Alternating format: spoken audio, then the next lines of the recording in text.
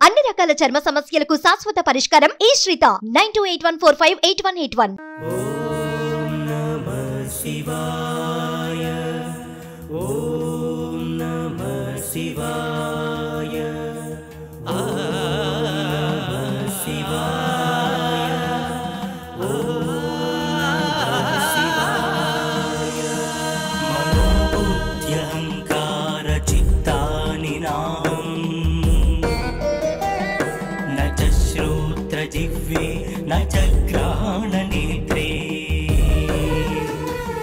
न च व्योम भूमिर्न तेजो न वायुः चिदानन्दरूपः शिवोऽहं शिवोऽहं चिदानन्दरूपः అరుణగిరి ప్రదక్షిణ ప్రారంభమైంది. రాజగోపురం దగ్గర మనసారా ఆ స్వామిని తలుచుకుని దండం పెట్టుకుని ప్రదక్షిణ చేసే సమయంలో ఆ స్వామిని స్మరించుకుంటూ ముందుకు వెళ్ళి దిగ్విజయంగా సంతోషంగా ఆయన్నే తలుచుకుంటూ ఈ ప్రదక్షిణ పూర్తి చేయాలని మనసారా ధ్యానించుకుని అడుగు ముందుకు వేశాను.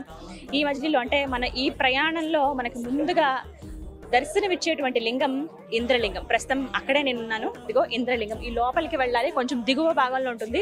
మెట్లు దిగి కొద్దిగా కిందకి వెళ్లాల్సి ఉంటుంది. ఈ క్యూ లైన్ ఉంది చూసారా, దగ్గర దగ్గర రాజగోపురం నుంచి స్టార్ట్ అయితేనండి అక్కడి నుంచి ఉంది. ఆల్మోస్ట్ ఉదయం అంతా కూడా చాలా ఎండగా ఉంది. అందుకే చాలా మంది సాయంత్రం పూటే గిరి ప్రదక్షిణ స్టార్ట్ చేశారు. అందులోనూ ఉదయం ఎవరైతే స్వామివారి దర్శనానికి లోపలికి వెళ్ళిపోయారో వాళ్ళకి దగ్గర దగ్గర 8 గంటలు పట్టింది కదా, వాళ్ళు బయటకు వచ్చేటప్పటికి రాత్రి 9:30-10 అయింది. దర్శనం అయిపోయిన తర్వాత 10ంటికి స్టార్ట్ చేశారు చాలా మంది గిరి ప్రదక్షిణ. దగ్గర దగ్గర 2-3 లక్షల మంది ఉంటారండి. ఇది మాత్రం అతిశయోక్తి కాదు. కంటిన్యూగా వస్తూనే ఉన్నారు. ఆ ఫ్లోటింగ్ మనం చూస్తున్నాం. ఆ భక్తజనం ఎంత సంతోషంగా నడుచుకుంటూ వెళ్తున్నారు. ఈ ప్రయాణంలో మొట్టమొదటిగా మనం దర్శించుకునేది ఇంద్రలింగం. స్వయంగా ఆ ఇంద్రుడు ప్రతిష్ఠించిన లింగం కాబట్టి ఇంద్రలింగం అని చెప్తున్నారు.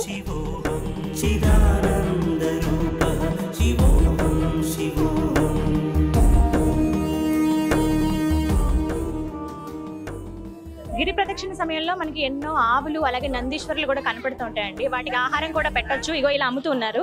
ఎవళ్ళమ్మా? 10 రూపా. నేను కొంచెం నేర్చుకున్నానండి తమిళ్లో. 10 రూపాయలట. ఇదిగో మనం వాటికి ఆహారం పెట్టొచ్చు. పదండి. ఇగో ఇక్కడే ఉంది లక్ష్మి.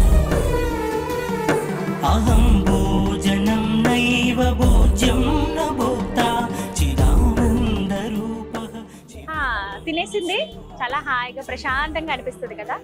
పృష్ఠ భాగంలో లక్ష్మీదేవి కొలువై ఉంటుందని చెప్తారు. పాపం వీటికి ఆకలి అవుతుందేమో అలా వస్తూ ఉన్నాయి. ఇంకా చాలా కనిపిస్తాయి మనకి. నెమ్మదిగా అలా పెట్టుకుంటూ ముందుకు వెళ్ళిపోవచ్చు. చూడండి ఎంతమంది ప్రదక్షిణకి వెళ్తున్నారు.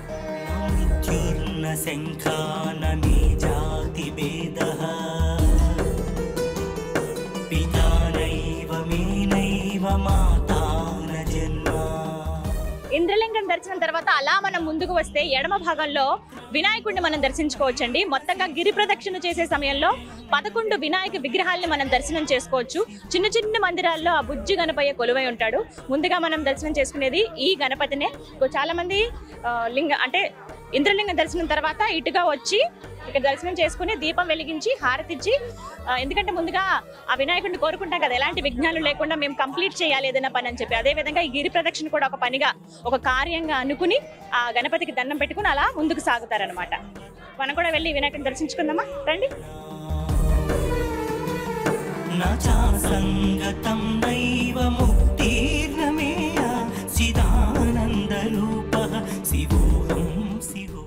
చక్కగా కూర్చుని ఉన్నారు స్వామి. హాయిగా అలా ప్రశాంతంగా పంచె కట్టారు, తెల్లటి పంచె. అందరూ వచ్చిన భక్తులు అందరూ కూడా కొబ్బరికాయలు కొడుతూ ఉంటారు, దీపాలు వెలిగిస్తారు, హారతిచ్చి వెళ్తూ ఉంటారు అనమాట. అలాగే ఆ బుజ్జి గణపయ్య పక్కన అమ్మవారిని కూడా దర్శనం చేసుకోవచ్చు.